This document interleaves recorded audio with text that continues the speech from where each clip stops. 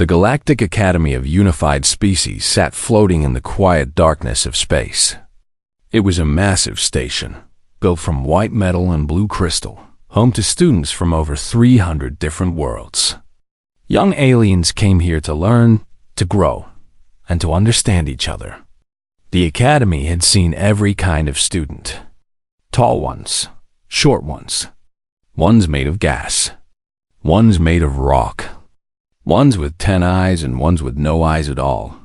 But the Academy had never seen a human. Kim Do-hyun walked through the main entrance on a Tuesday morning. He was 17 years old, average height for his species, with black hair and brown eyes. He wore the standard Academy uniform, adjusted to fit his strange two-armed, two-legged body.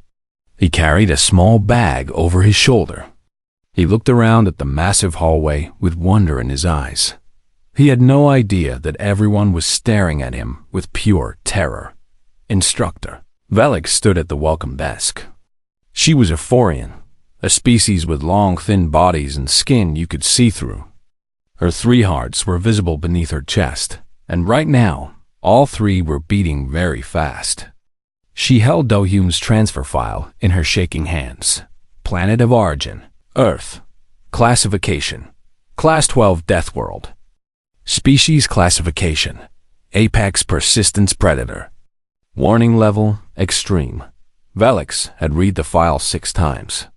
She still could not believe it. Earth was one of the most dangerous planets in the known galaxy. The gravity there was crushing. The atmosphere was filled with oxygen, a gas so reactive that it caused fire. The planet had earthquakes, hurricanes, floods, and volcanoes. It had diseases that evolved to kill. It had predators in every environment. And somehow, humans had not only survived there, they had conquered it. Do-hyun walked up to the desk and smiled. "Hello, I am Kim Do-hyun. I am the new transfer student from Earth." Velik flinched. The human had just shown his teeth. On most worlds, showing teeth was a threat. It meant an animal was about to bite. But she had read that humans did this to show friendliness. It was hard to believe. "Yes," Velik said, her voice shaking only a little. "Welcome to the Academy. Your dormitory assignment is in the Heavy Species building. Your class schedule is here." She pushed a tablet across the desk, careful not to touch the human's hand. Do-hyun took the tablet and looked at it. "Thank you very much. I am excited to be here." He bowed his head slightly, a gesture of respect from his culture. Then he walked away toward the dormitory building. Behind him, Velik finally let out the breath she had been holding. She immediately called the security office. The dormitory for Heavy Species was usually home to students from high-gravity worlds. Do-hyun's room was simple but comfortable. He unpacked his few belongings and looked out the window at the stars. He was far from home, very far. But he was also excited. He had always dreamed of meeting aliens, of learning about other worlds, of making friends from across the galaxy. He did not know that making friends would be the hardest part. In the cafeteria that evening, Do-hyun got his food and looked for a place to sit. The cafeteria was large and full of students. There were nebulites floating in the air, their bodies made of soft glowing gas. There were Maldavians, large gentle creatures who ate only plants. There were Tessari, 6-limbed beings with hard shells and careful movements. Every single one of them was watching Do-hyun. He walked toward a table where 3 students sat. One was a nebulite named Trill, a floating cloud of blue and purple gases. One was a Maldavian named Korath, a big creature with soft fur and kind eyes. One was a Tessari named Yina, her shell a beautiful green color. "Hello," Do-hyun said, still smiling. "May I sit here?" The 3 aliens looked at each other. Trill flickered nervously. Korath's 4 eyes went wide. Yina's shell made a clicking sound. "Of course," Yina said finally. Her voice was polite but stiff. Do-hyun sat down. "Thank you. I am Do-hyun." I am from Earth. Silence. I have never been off my planet before, Do-hyun continued, trying to make conversation. Everything here is so amazing. The station is beautiful. And all of you look so interesting. More silence. Do-hyun was confused. On Earth, this was how you made friends. You talked. You shared. You found things in common. But these aliens seemed frozen. Is something wrong? He asked. Korath spoke first. His voice was soft and gentle. We have heard about Earth. We have heard it is very dangerous. Do-hyun laughed. It was a warm, friendly sound, but the aliens flinched at the sudden noise. Earth can be dangerous, yes. We have some big storms and some scary animals. But it is also very beautiful. We have oceans and mountains and forests. We heard, Trill said, that your oceans are filled with monsters. Well, some big fish, sharks, whales. But whales are actually very gentle. We heard that your mountains breathe fire. Those are volcanoes. Only some of them. And we do not live near those ones. We heard, Yina said quietly, that your species hunts other animals. That you eat flesh. Dom paused. This seemed to be an important question. Some humans eat meat, yes. I do. But many humans eat only plants. We have choices. The three aliens exchanged looks. A species that hunted. A species that ate other living things. And this one was sitting right next to them. Do-hyun noticed their fear. He put down his eating tool and spoke more softly. I understand that I am strange to you. Humans must seem very different. But I promise you, I am not dangerous. I came here to learn and to make friends. I would never hurt anyone. For a long moment, nobody spoke. Then Korath, the gentle Moldavian, slowly nodded. We believe you. It is just that we have never met a human before. We only know the stories. What stories? Do-hyun asked. Stories of your wars. Your weapons. Your diseases that you survived. Your world that tried to kill you every day. And how you won against all of it. Don thought about this. He had never considered his home to be that special. It was just Earth. It was just home. But to these beings from gentler worlds, Earth was a nightmare planet. And he was a nightmare creature. I will try not to scare you, Do-hyun said. I will try to be a good classmate. He finished his meal in quiet. The others watched him, still nervous, still uncertain. But at least they had not run away. That night, Do-hyun lay in his bed and stared at the ceiling. Tomorrow was his first day of classes. Tomorrow he would meet more aliens. Tomorrow he would try again to make friends. He did not know that tomorrow was gym class. And gym class would change everything. On the academy message board, a new announcement appeared. Physical Education Section 7 had a new student. A human. The announcement spread quickly. By morning, everyone in Section 7 had read it. None of them slept well that night. Coach Brimmock had been teaching physical education at the academy for 23 years. He was a Valorian, a species known for patience and calm. His body was round and sturdy, his skin a deep orange color. He had taught students from hundreds of different worlds.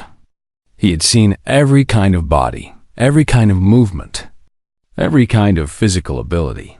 He had never been afraid of a student before. Now he stood in his office, reading Kim Do-hyun's physical profile for the 10th time. The numbers did not make sense. The human's home gravity was 10 times stronger than the academy standard. His bone density was beyond normal measurement. His muscle fibers were built for both sudden power and long endurance. His body contained enough bacteria to be classified as a biohazard on most worlds, and he was coming to gym class in 15 minutes. Brimmock had prepared carefully. He had reduced today's lesson to simple stretching and basic movement. Nothing difficult. Nothing that could cause accidents.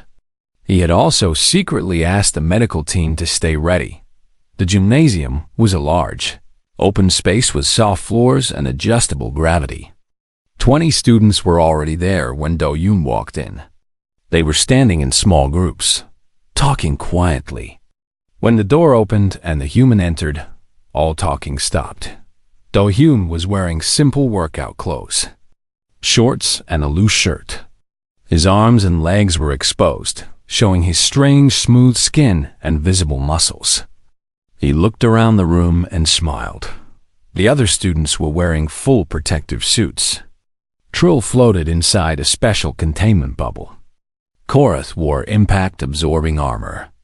Yina had extra padding around all 6 of her limbs. They looked like they were preparing for battle. Do-yoon walked over to join the group. "Good morning," he said cheerfully. "I'm excited for gym class. I love exercise." Nobody responded. Coach Brimmick stepped forward, trying to keep his voice steady. "Welcome, Do-hyun.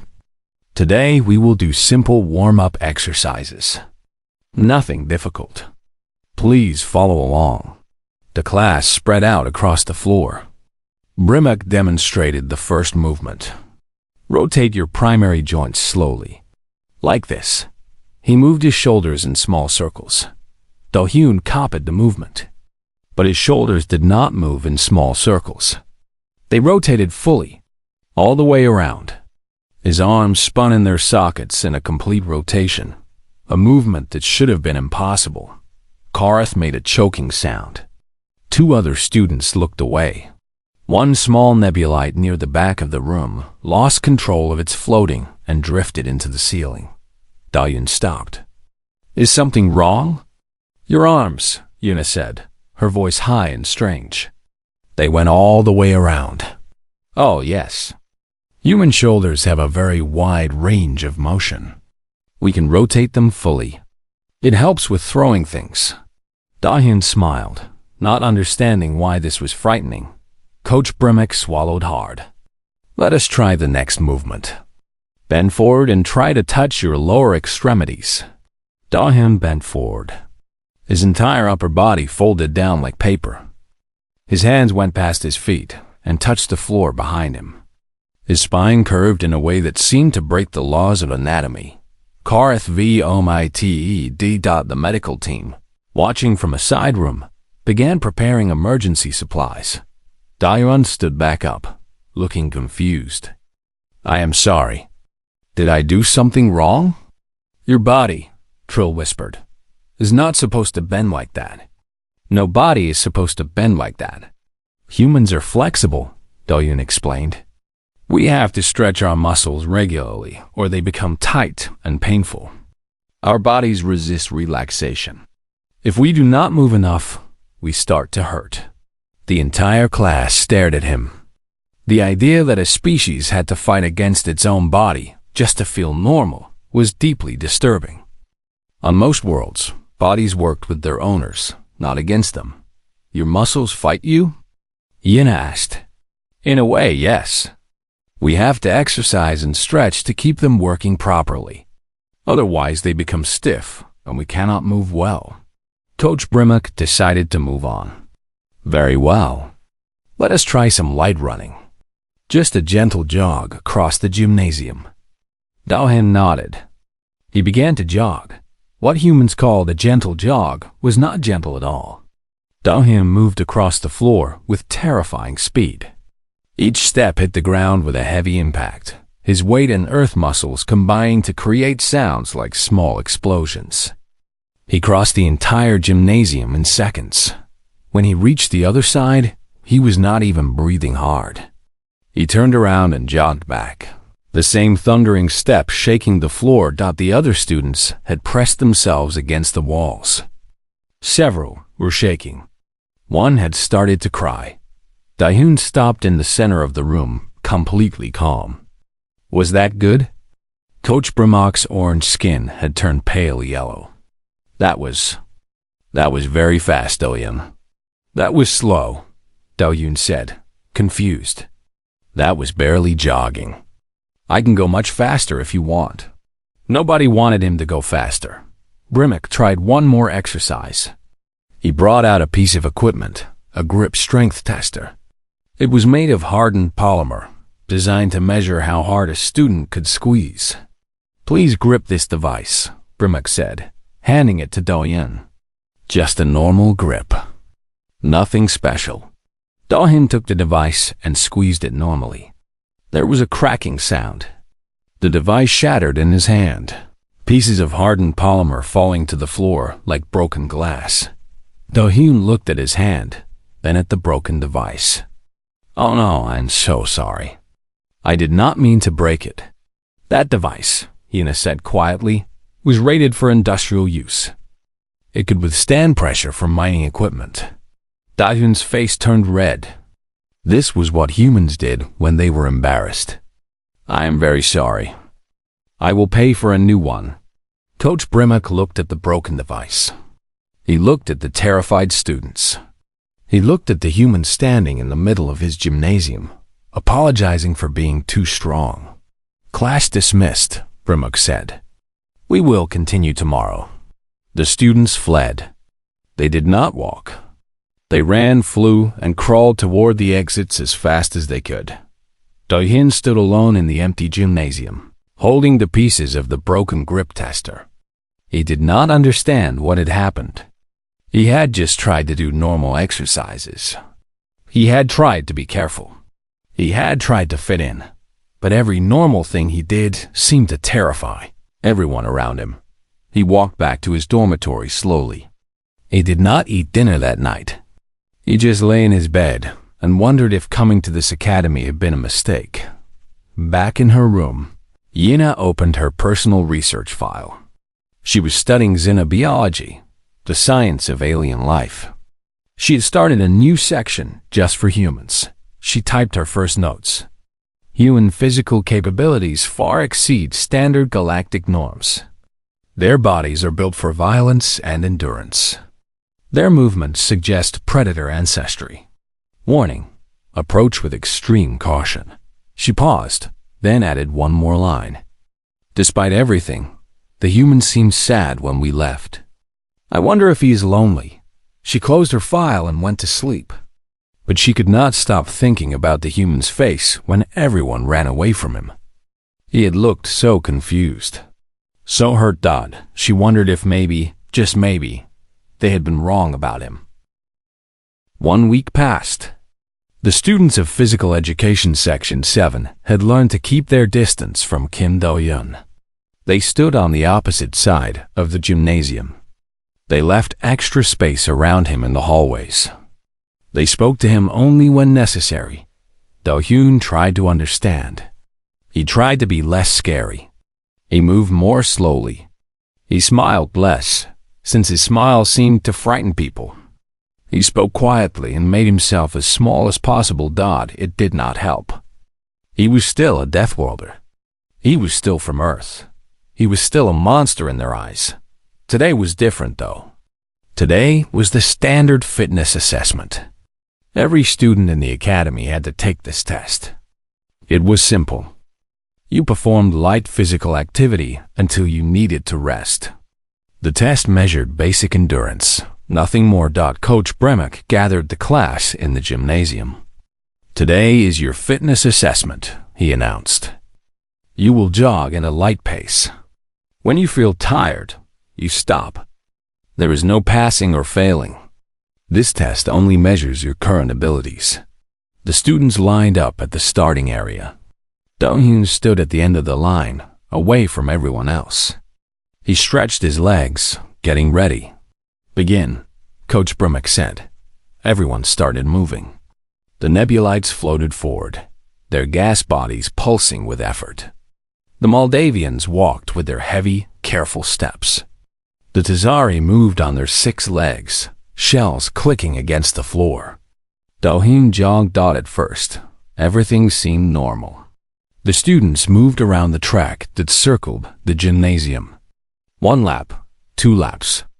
3 laps. At 4 minutes, Trill stopped. The nebulites' gas exchange membranes were burning from the effort. I cannot continue, Trill gasped, floating to the rest area. At 7 minutes, Korath stopped. The gentle Moldavian's 4 hearts were beating too fast, and his large body was overheating. I need to rest, he said, collapsing onto a soft bench. At 10 minutes, half the class had stopped. At 15 minutes, even Coach Brumac, who was running alongside the students as an example, had to sit down. At 30 minutes, only 3 students were still moving. Yina was pushing herself hard, her 6 legs burning with pain. 2 others were barely managing. At 45 minutes, Yina finally stopped. She looked behind her and saw something that made her freeze. Doyun was still running. He was not struggling. He was not gasping for breath. He was moving at exactly the same pace he had started with, that terrifying pursuit predator jog, his feet hitting the ground in a steady rhythm. Sweat poured from his skin, but this did not seem to slow him down. In fact, he seemed almost relaxed. His eyes looked forward. His arms swung naturally. His breathing was deep and even. Students from other classes began gathering outside the gymnasium windows. Word had spread that the Death Worlder was running. They pressed their faces against the glass, watching in horror and fascination. 1 hour passed. Do-yoon kept running. 90 minutes passed. Do-yoon kept running. 2 hours passed. Do-hyun finally slowed to a stop. He was not tired. He was bored. Is the test over? He asked, walking over to Coach Brumac. His breathing was slightly heavier, but he was not exhausted. He was not even close to exhausted. The entire class stared at him in silence. Coach Brumac could not find words. The medical team, who had been monitoring Doyun's vital signs, looked at their equipment in disbelief. His heart rate was elevated but stable. His body temperature was perfectly regulated by that strange sweating ability. His muscles showed no signs of failure. How? Yina asked slowly. Are you not dead? Do-hyun looked confused. What do you mean? That was just jogging. I can run for much longer if I need to. For how long? Korath asked. Hours, maybe days, if I have water and food. Humans can run for very long distances without stopping. The gymnasium was completely silent. Trill floated closer, curiosity overcoming fear. Why? Why would your species need to run for days? Do-hyun thought about how to explain. A long time ago, before my species had weapons or tools, we hunted animals for food. But we were not fast enough to catch them. We could not outrun them in a short race. So instead, we followed them. Followed them? Yina asked. Yes, we would chase an animal, and it would run away. It was faster than us, so it would escape. But then it would stop the rest. And we would keep coming, walking, jogging, following the trail. The animal would see us coming and run away again. But again, we would follow. Hour after hour. The animal would run and rest, run and rest. But we never stopped. Daim paused. Everyone was staring at him. Eventually, he continued, the animal would be too tired to run anymore. Its body would fail. It would collapse from exhaustion. And then we would catch it. He shrugged. We call it persistence hunting. We were not the fastest or the strongest, but we were the most patient. We just kept going until the other creature could not continue. Nobody spoke. Nobody moved. Yina's mind was racing. She suddenly understood something terrible about humans. They were not built for short battles. They were built for long hunts. They did not need to be faster than their prey. They just needed to never stop. Never give up. Never rest. You could run from a human. You could hide from a human. But eventually, the human would find you. They would keep coming, step after step, hour after hour, until you could not run anymore. They were not predators in the normal sense. They were something worse. They were inevitable. That night, Yina added to her research notes. Human endurance exceeds all known species by a factor of 10 or more. Their ancestors survived by exhausting other creatures to death. They evolved not for speed, but for pursuit. A human will never stop chasing until the chase is over. They cannot be outrun. They cannot be waited out. They can only be escaped by leaving completely or by giving up. She stared at what she had written. Then she added one more line. When Kim Do-yoon stopped running today, he was not tired. He was bored. He stopped because he had nothing left to chase. I wonder what would happen if he did have something to chase. She closed her file, but she could not close her mind. The image of Do-hyun running those endless laps stayed with her. Steady, patient, unstoppable. For the first time, she truly understood why humans were classified as apex predators. It was not because they were strong. It was because they never, ever stopped. 3 weeks after the endurance test, things had changed in small ways. The students of Section 7 were still afraid of Kim Do-yeon, but the fear was quieter now. They had learned that the human did not attack without reason. He did not hunt them in the hallways. He did not show aggression. He just existed, strange and terrifying, but not actively dangerous. Some of them had even started talking to him. Short conversations, simple questions, careful interactions. Do-hyun was grateful for every small connection. He had learned to move slowly around his classmates. He had learned to keep his voice soft and his movements calm. He had learned that his normal behavior was their nightmare. So he changed his normal to fit their world. Today was a team coordination exercise. Coach Brimuk had set up an obstacle course in the gymnasium. Students would work in pairs, carrying fragile crystalline spheres through the course. The spheres represented delicate equipment. The goal was teamwork and careful movement. Nobody wanted to partner with Do-hyun. This was expected. He waited as the other students paired up, watching them choose each other and leave him standing alone. Then Korath walked over. The gentle Moldavian looked at Do-hyun with his 4 kind eyes. "Would you like to be my partner?" Korath asked. Do-hyun's face lit up with happiness. "Really? You would partner with me?" "Yes," Korath said. "I think you have been alone enough." It was a simple act of kindness. But to Do-hyun, alone so far from home, it meant everything. The exercise began. Pairs of students entered the obstacle course, carrying their crystal spheres carefully. The course had climbing walls, balance beams, and narrow passages. It was designed to test coordination and patience. Do-hyun and Korath moved through the course slowly. Do-hyun let Korath set the pace. He carried most of the weight of their sphere, since his strength made it easy. But he pretended it was heavy, so Korath would not feel useless. They were doing well. They had passed 4 obstacles and were approaching the 5th. This section had a tall structure with a platform above. Students had to climb up and carry their sphere across. Korath climbed first. He was heavy and slow, but he was careful. He reached the platform and turned to help pull up the sphere. Above him, a support beam began to shake. The academy was old. The gymnasium equipment was regularly maintained, but nothing lasts forever. A metal connection inside the beam had weakened over years of use.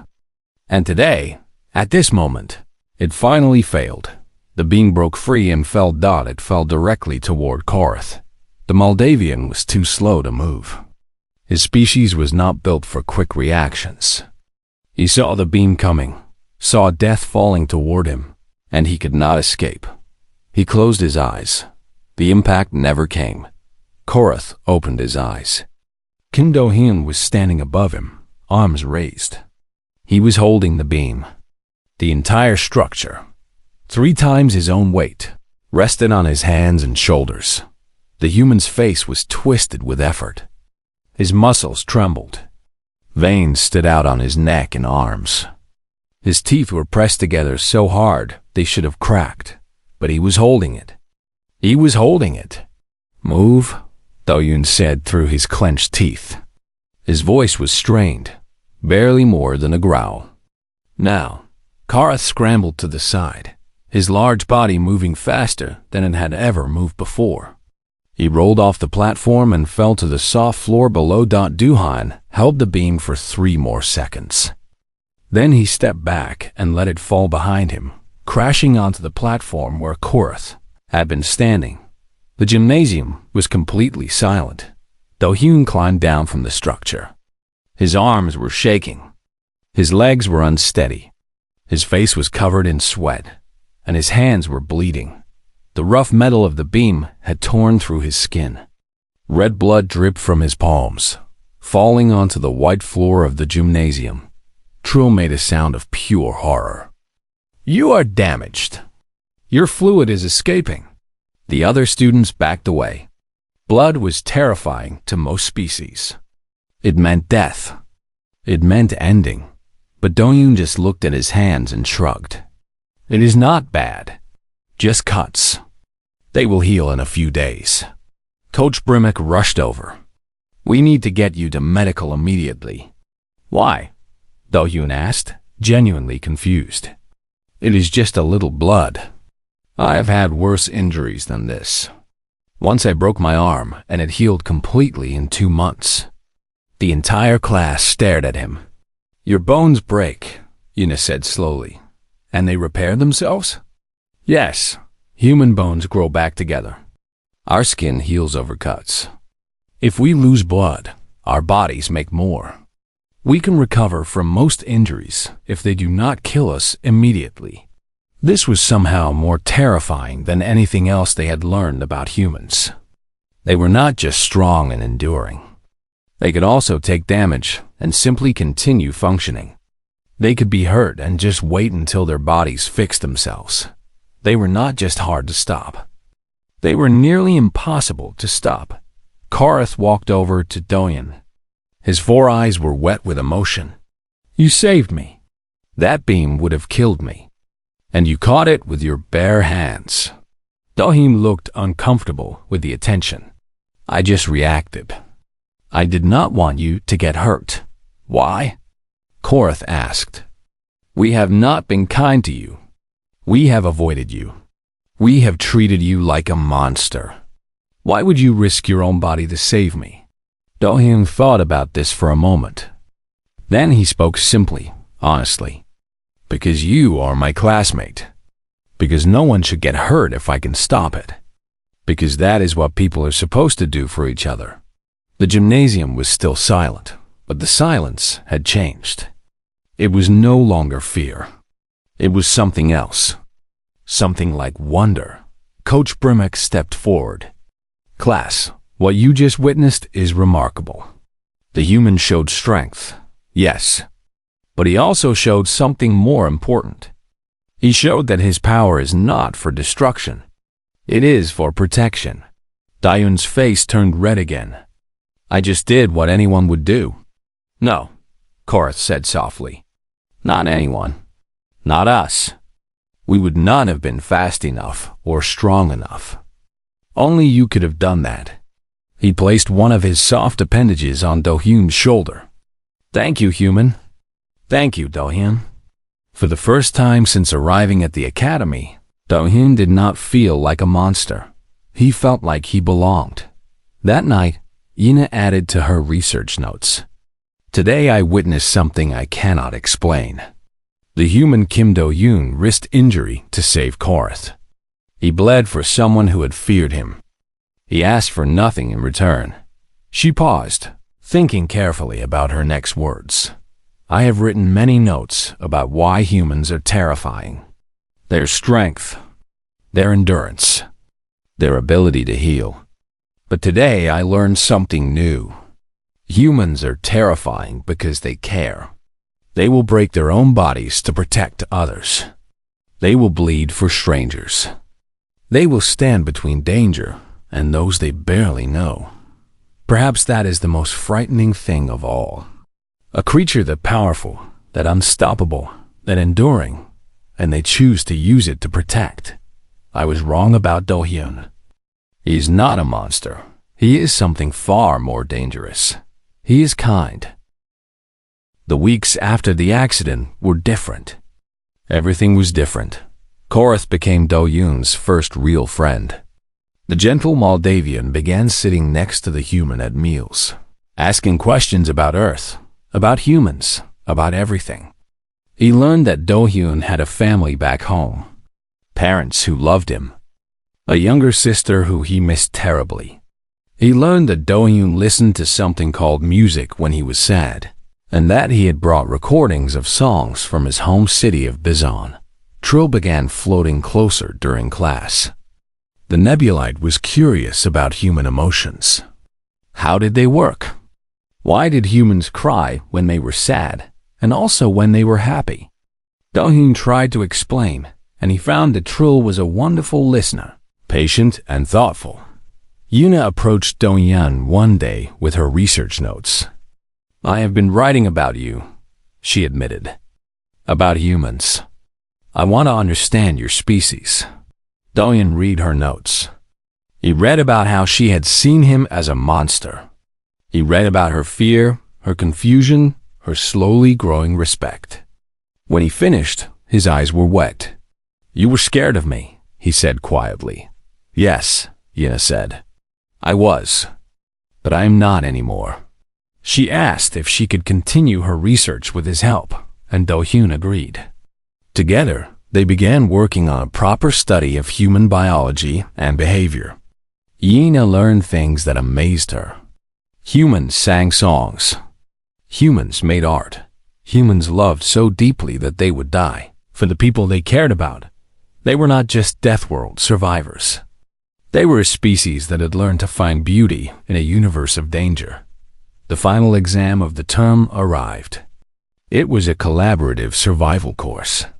Teams of students would enter a simulated hostile environment and work together to reach safety. The simulation would test everything they had learned. Do-Yoon's team was Korath, Trill, Yuna, and 2 other students who had slowly stopped fearing him. They gathered at the simulation entrance, nervous but ready. "What is the environment?" Korath asked Coach Brimmock. "Ice storm. Moderate difficulty. Work together. Protect each other. Reach the shelter on the other side." The simulation activated. Suddenly, the team was standing in a frozen wasteland. Wind howled around them. Snow fell in thick sheets. The temperature dropped rapidly. Most of the team struggled immediately. The cold was intense. Visibility was nearly zero. The path was difficult to find. Do-Yoon's team moved forward. He took the lead, using his Death World instincts to read the environment. Which way was the wind coming from? Where would the snow be deepest? What was the safest path? Trill began to struggle. The nebulite's gas body was losing heat rapidly. Their species could not regulate temperature while Dot without hesitation. Do-Yoon removed his outer jacket and wrapped it around Trill's containment bubble. The jacket was warm from his body heat. It helped keep Trill stable. "Will you not freeze?" Yuna asked, watching Do-Yoon with concern. He shrugged, shivering slightly. "This is not so bad. I am from Bizan. We have cold winters there. I have walked to school in worse than this." He was lying. The cold was difficult for him too, but he would not let his team see him struggle. Not when they needed him to be strong. They continued moving. The path became harder. Korath's large body began to slow in the deep snow. He was falling behind. Do-Yoon walked back and lifted the Moldavian onto his shoulders. Korath was 3 times his weight, but human muscle and Earth gravity had built Do-Yoon's body for exactly this kind of challenge. He carried his friend forward, step by step. "You cannot carry me," Korath protested weakly. "I am too heavy." "You are my friend," Do-Yoon said simply. "I will carry you as far as I need to." They pushed forward. The storm grew worse, but they kept moving. Trill floated close to Do-Yoon for warmth. Yuna walked directly behind him, using his body to block the wind. The two other team members followed, drawing strength from his determination. Then the predators appeared. The simulation included wildlife. Dangerous creatures programmed to test the students' reactions. 3 large beasts emerged from the snowstorm, their forms threatening and aggressive. The other teams had run from these creatures. They had hidden. They had waited for the beast to leave. Do-yoon put Korath down. He walked forward, toward the predators. He stood between the creatures and his team, and he smiled. That terrifying human smile, teeth bared, eyes focused. He did not speak. He did not need to. His body language said everything. I am from a death world. I am an apex predator. I have hunted creatures larger than you for 1,000,000 years. You do not want this fight. The program predators hesitated. Their artificial intelligence calculated the threat. Something in Do-hyun's stance, his confidence, his complete lack of fear, triggered a deep response in their programming. They retreated. Yuna watched in amazement. How did you do that? Do-hyun turned back to his team. I told them to go away. You did not say anything. I did not need to. Some languages do not use words. They reached the shelter first, by a significant margin. When the simulation ended and they emerged back into the normal gymnasium, Coach Brimuk was waiting. Remarkable, the instructor said. Your team completed the course faster than any team I have taught in 20 years. And you did it together, as a unit. As friends. Do-hyun looked at his team. Korath, who had partnered with him when no one else would. Trill, who had asked questions and listened to answers. Yuna, who had turned her fear into understanding. They had started as strangers who were terrified of him. Now they were something more. After the exam, the class gathered one final time. Coach Brimuk stood before them, his orange skin warm with pride. You have spent this term learning about a human, he said. Many of you were afraid. Some of you still are. But I hope you have learned something important. Death worlds do not create monsters. They create survivors. They create protectors. They create beings who know how hard the universe can be, and who choose to make it softer for others. He looked at Do-hyun. You have shown us that strength is not about power. It is about how you use that power. And you have used yours to carry your friends, to shield your teammates, and to stand against dangers so that others do not have to. Do-hyun rubbed the back of his neck, embarrassed.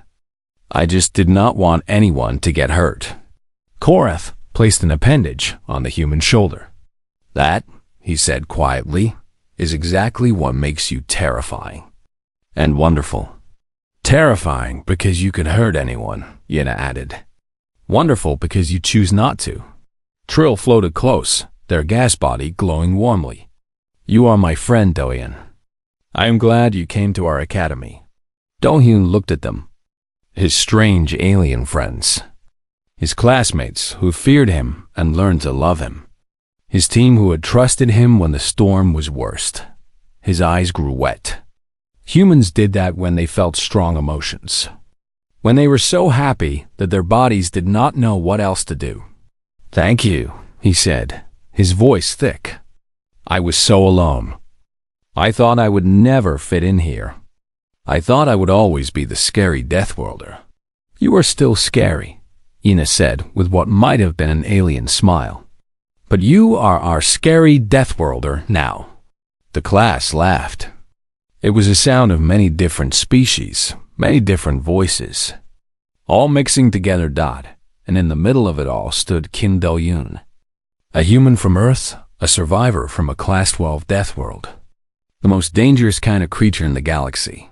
He was terrifying. He was powerful. He was patient and enduring and nearly impossible to stop. And he was crying, surrounded by friends, because after all that time alone, he had finally found a place where he belonged. In her final research notes, Yuna wrote one last entry. I have spent many weeks studying humans. I have learned about their bodies, their history, their evolution. But today I learned the most important thing of all. Humans are not frightening because of what they can do. They are frightening because of who they choose to be. Any creature can be strong. Any creature can survive. But only a few choose to use their strength to help others. Only a few turn their survival into protection. That is what makes humans special. That is what makes them dangerous. And that is what makes them wonderful. I am proud to call a human my friend. She closed her file and smiled.